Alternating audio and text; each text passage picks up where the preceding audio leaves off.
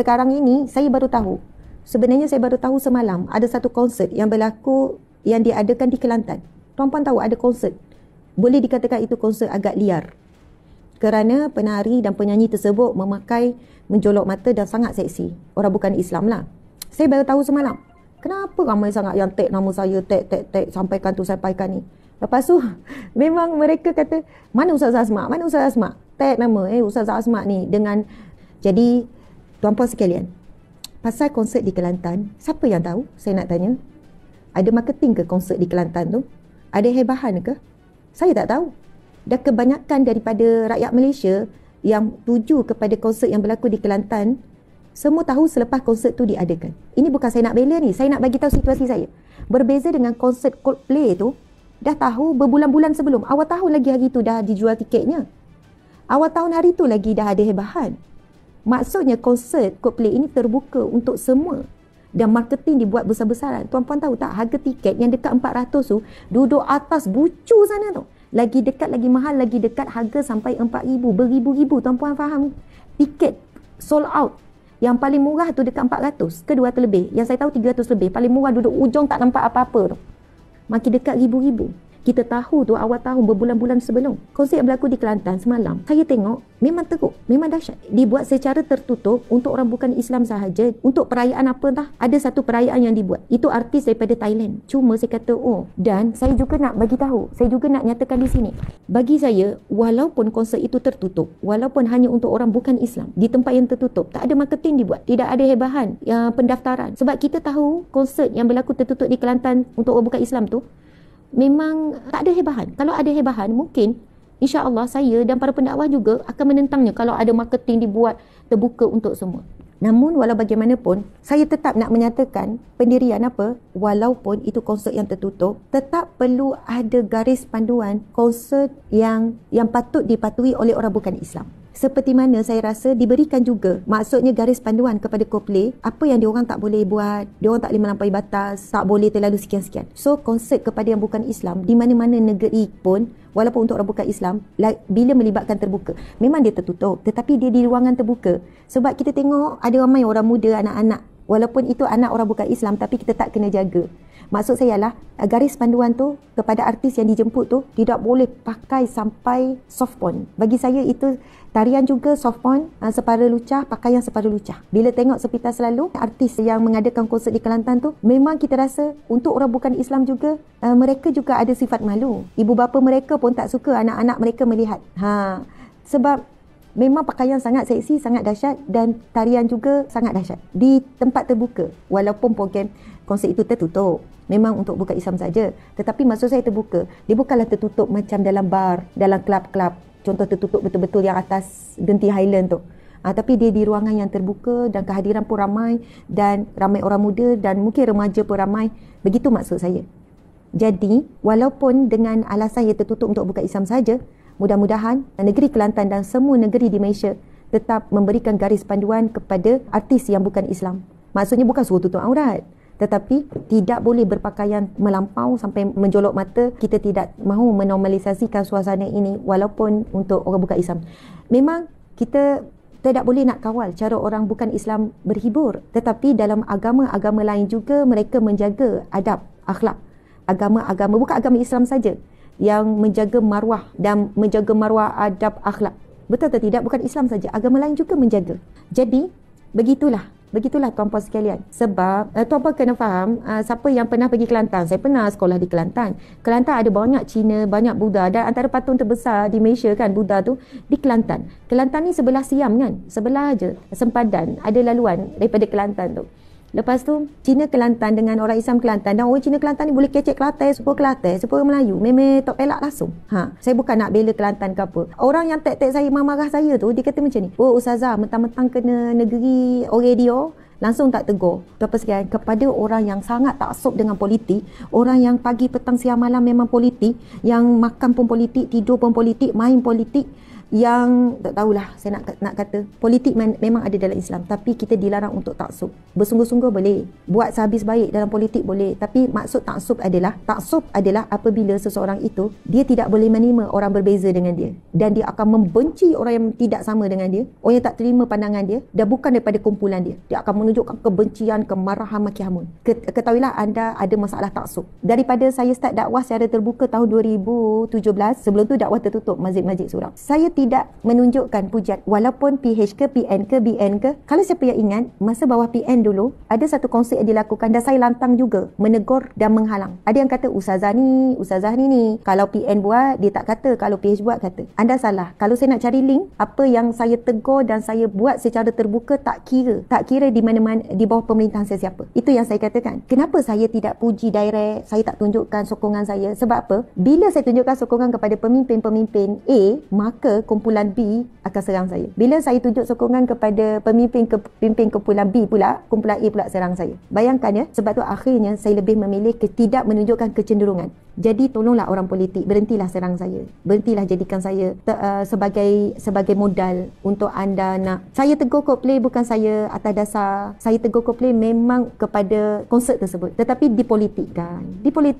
Jadi orang politik yang kecenderungan sebelah sini punyalah marah pada saya. Kenapa ya? Adakah kerana politik anda pun tak nak cegah mungkar? Adakah atas dasar politik anda pun membutakan mata sampai anda cari hujah bahawa konsert itu bagus, konsert itu sekian? Saya tak doa keburukan sedikit pun, saya tak ada doa kekacauan sedikit pun. Yang berlaku adalah satu fitnah kepada saya. Walaupun kita punya kecenderungan tak sama, walaupun politik kita warna berbeza, tetapi yang paling utama adalah bagaimana kita umat Islam boleh bersatu. Dan kita tengok atas isu Palestin, walaupun berbeza politik, berbeza fahaman, kita boleh bersatu. Itulah yang terbaik sebenarnya. Tolak tepi perbezaan politik, fahaman dan sebagainya. Kita kena bersatu dalam hal-hal tertentu. Hal kebaikan bersatulah, hal kemungkaran bersatulah. Bagusnya kalau begitu kan. Hal kemungkaran walaupun daripada pihak kita, bersatulah menentangnya. Hal kebenaran walaupun bukan daripada kumpulan kita yang membawa kebenaran tersebut, bersatulah. Kita doakan supaya, saya juga risau generasi dan anak-anak saya sendiri.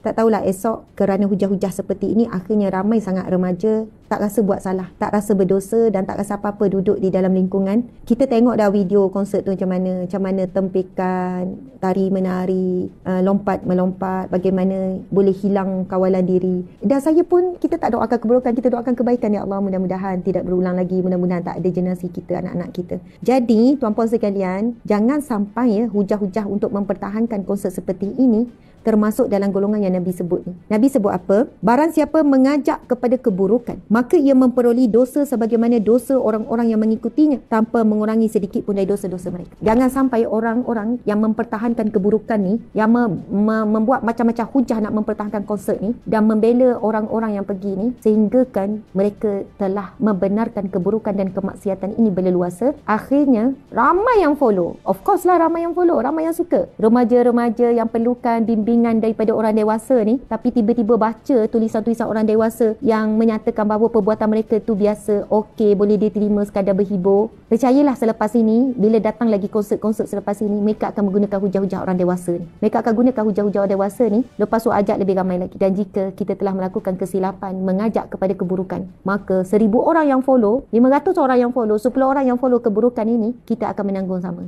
dosa-dosa tersebut. Sebab banyak penulisan orang ni, dia sebut apa? Saya pun tak pergi konsert ayat. Saya pun tak pergi konsert tu dan saya pun tak beli tiket, tetapi bagi saya konsert tersebut, ayat-ayat tu membela, ayat-ayat tu mempertahankan, ayat-ayat tu memberikan senang hati orang yang menyertai. Tuan-tuan sekalian, harga tiket konsert tu paling murah hampir 400 tau. Yang mahal ribu-ribu. Orang Islam kita menyumbang ke mana? Tiket tu akan pergi ke mana? Pihak mana? Kepada siapa? Dan siapakah artis tersebut? Ada orang kata, Ustazah ni terlalu ni sangatlah ni. Tak, kenapa kita macam bertegas, jelas dan tak berlindung menyatakan pendapat kita? Sebab apa? Bila yang ini kita tak boleh lepasi, akan datang. Sebab apa? Hujah-hujah ilmuwan, hujah-hujah orang dewasa ni dah beri kuat sangat dah kepada orang-orang muda ni. Tapi ingat hadis Nabi ni. Nabi kata apa? Barang siapa yang menunjukkan keburukan ataupun mengajak kepada keburukan, maka ia memperoleh dosa sebagaimana dosa orang-orang yang mengikutinya. Walaupun anda tak pergi konsert tersebut, anda tidak duduk dalam majlis yang bercampur. Macam-macam lah hujah. Dia kata bercampur dalam tu sama je dengan bercampur dekat shopping komplek pun bercampur juga. Dia kata kalau pergi taman-taman tema permainan pun bercampur juga. Oh, dihujahkan begitu tuan-puan sekalian. Tuan-puan sekalian, sekalian, bercampur dekat pasar malam, bercampur tu untuk tujuan apa? Kalau pergi taman-taman mainan, tujuan untuk rekreasi keluarga kan dengan anak-anak. Pergi shopping komplek pun untuk membeli belah kan.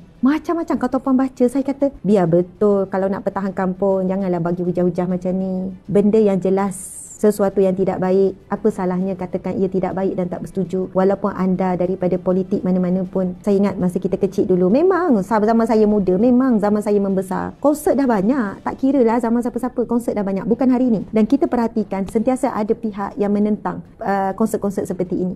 Maksudnya zaman walaupun berubah, konsert berubah, skala kecil, skala besar, tetap ada yang mencegah. Dan kekallah kita berada di golongan yang mencegah, walaupun esok parti lain pula ke memerintah, parti ni tak tahulah parti mana yang memerintah, tetap kita istiqamah mencegah dan tidak akan berubah kata-kata kita, tidak mengubah prinsip kita dalam mencegah kemungkaran. Saya tak nak kupas apa detailnya kesan daripada konsert besar-besaran ini dibuat. Kenapa ada negara tutup pintu terus konsert ini tidak boleh dibuat di negaranya? Kenapa tutup pintu terus kepada konsert-konsert seperti ini? Sebab pemerintah nak jaga perkara yang tidak boleh dikawal selepas itu. Surah Al-As tu memberi kekuatan kepada kita. Allah berfirman, wal as, demi masa. Allah bersumpah demi makhluk, iaitu masa. Allah berfirman, sesungguhnya manusia dalam kerugian, hidupnya rugi, masanya rugi, hartanya rugi, nyawanya rugi, dia rugi. Illa, kecuali, ini saja orang yang tidak rugi. Alladzina amanu, kecuali orang yang beriman. Wa amilu salihat, orang yang melakukan kebaikan. Wa tawasau bis sabr, wa tawasau bil haqq, mereka yang tolong menolong dalam kebenaran, dalam petunjuk, dalam hidayah, dalam kebaikan.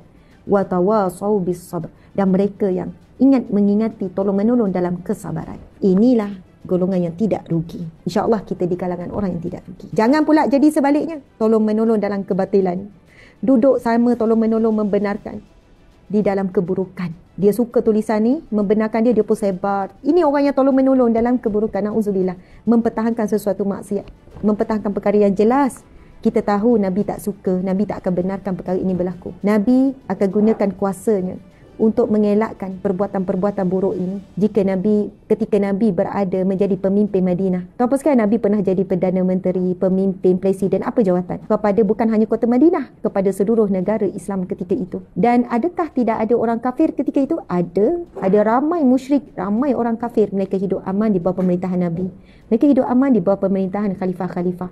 Adakah mereka tak boleh berhibur? Mereka berhibur dengan cara mereka. Tetapi Nabi tidak tunduk kepada orang kafir. Teguran ini umum kepada semua pemimpin dan pemerintah, termasuk juga semua negeri. Termasuk Terengganu, termasuk Kelantan, termasuk Kedah, termasuk semua. Termasuk negeri Selangor, Perak, Perlis, apa lagi, Pulau Pinang, termasuk semua. Bukan hanya kepada pemerintah atas, sebab setiap negeri ada pemerintah. Cuba sedaya upaya menggunakan kuasa pemerintahan untuk menjadikan segala bentuk hiburan untuk umat Islam dan orang bukan Islam adil untuk semua, dan juga tetap menjaga norma ataupun rukun negara, menjaga adab tata susila tu, kesopanan dan kesusilaan. Saya minta maaf sebab saya tak mampu nak memenuhi semua kehendak pihak-pihak, tak mampu memenuhi semua. Ustazah patut cakap macam ni, ustazah tak patut cakap macam ni. Itulah kekurangan saya. Tak mampu nak menuturkan kata-kata yang menyenangi semua pihak, memenuhi kehendak semua pihak. Jadi maafkan kekurangan saya, kesilapan saya. Saya cuba baiki kesilapan. Saya akan baiki lagi cara dakwah saya untuk lebih baik. Mohon maaf salah dan silap. Terima kasih semua.